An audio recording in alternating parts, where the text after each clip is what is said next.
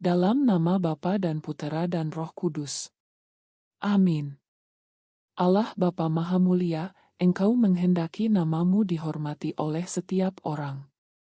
Bukalah kiranya hati kami, agar sanggup menerima sabda Putramu yang menjelaskan kepada kami, siapakah Engkau bagi kami. Dengan pengantaran Tuhan kami, Yesus Kristus, Putramu, yang hidup dan berkuasa bersama Dikau dalam persatuan Roh Kudus, Allah, sepanjang segala masa. Amin.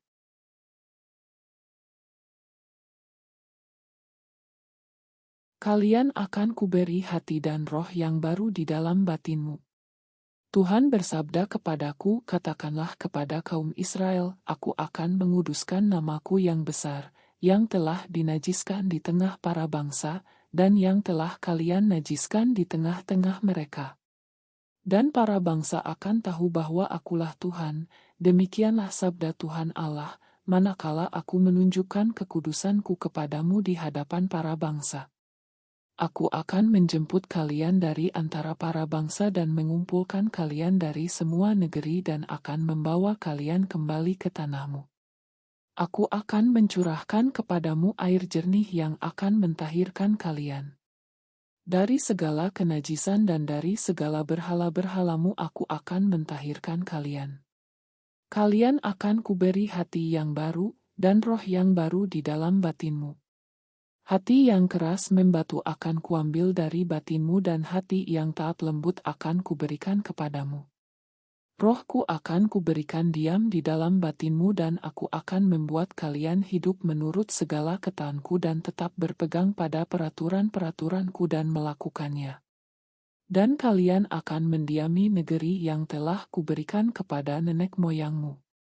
Kalian akan menjadi umatku dan aku menjadi Allahmu. Demikianlah sabda Tuhan. Syukur kepada Allah.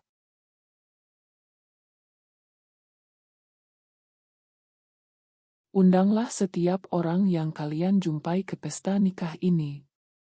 Pada suatu ketika Yesus berbicara kepada para imam kepala dan pemuka rakyat dengan memakai perumpamaan. Ia bersabda, hal kerajaan surga itu seumpama seorang raja yang mengadakan perjamuan nikah untuk anaknya.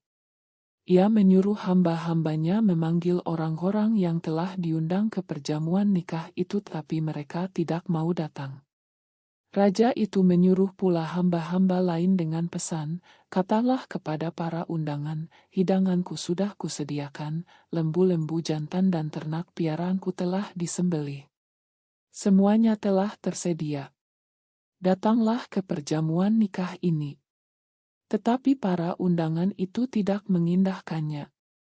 Ada yang pergi ke ladangnya, ada yang pergi mengurus usahanya, dan yang lain menangkap para hamba itu, menyiksa dan membunuhnya. Maka murkalah raja itu. Ia lalu menyuruh pasukannya ke sana untuk membinasakan pembunuh-pembunuh itu dan membakar kota mereka.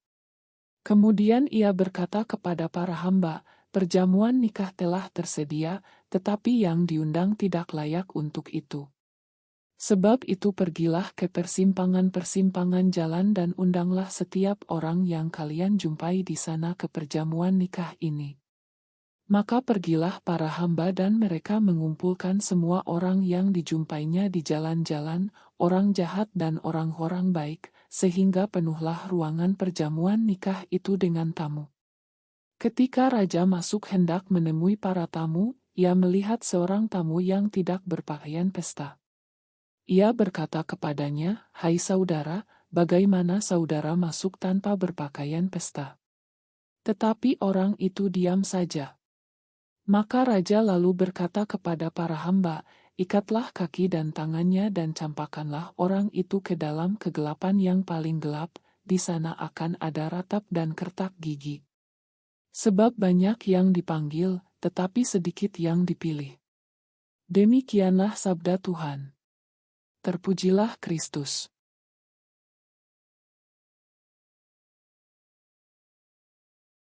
Jika kita mendapati diri kita bermimpi tinggal di pedesaan dan menjalani kehidupan yang santai dan damai, itu mungkin karena gaya hidup kita yang sibuk dan stres saat ini mencekik kita.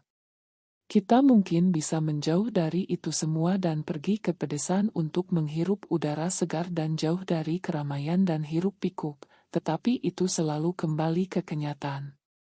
Namun kerinduan akan kedamaian dan ketenangan ini hanya menunjuk pada sesuatu yang lebih dalam, sesuatu yang dirindukan oleh roh kita. Intinya, itu menunjuk pada kerinduan-kerinduan kita akan Tuhan yang dapat memberikan kedamaian di hati kita dan memperbaharui kekuatan kita untuk menghadapi tantangan hidup dengan pemahaman yang lebih dalam. Ya, jika saja kita mengerti bahwa Tuhan selalu mendorong kita.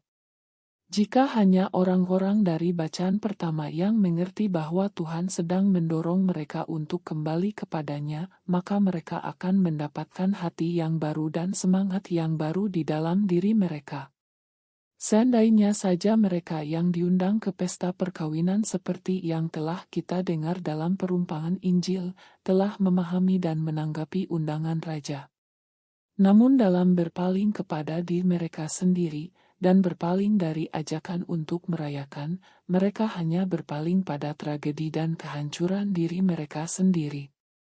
Tuhan yang mendorong kita adalah Tuhan yang menciptakan kita.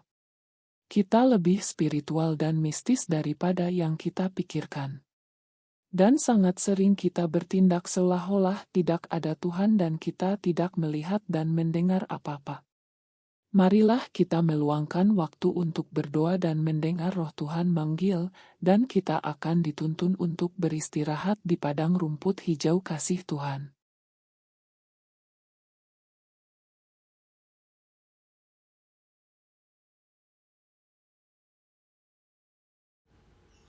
Allah yang Maha Rahim, aku menyesal atas dosa-dosaku. Aku sungguh patut Engkau hukum, terutama karena aku telah tidak setia kepada Engkau yang Maha Pengasih dan Maha Baik bagiku. Aku benci akan segala dosaku, dan berjanji dengan pertolongan rahmat-Mu hendak memperbaiki hidupku dan tidak akan berbuat dosa lagi. Allah yang Maha Murah, ampunilah aku orang yang berdosa. Amin. Bapa kami yang ada di surga, dimuliakanlah nama-Mu. Datanglah kerajaan-Mu, jadilah kehendak-Mu, di atas bumi seperti di dalam surga. Berilah kami rezeki pada hari ini, dan ampunilah kesalahan kami, seperti kami pun mengampuni yang bersalah kepada kami.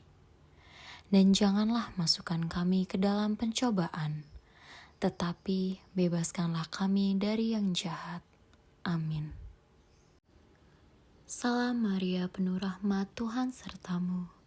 Terpujilah engkau di antara wanita, dan terpujilah buah tubuhmu Yesus.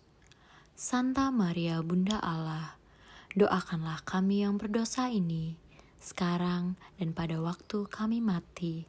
Amin. Dalam nama Bapa dan Putera dan Roh Kudus. Amin.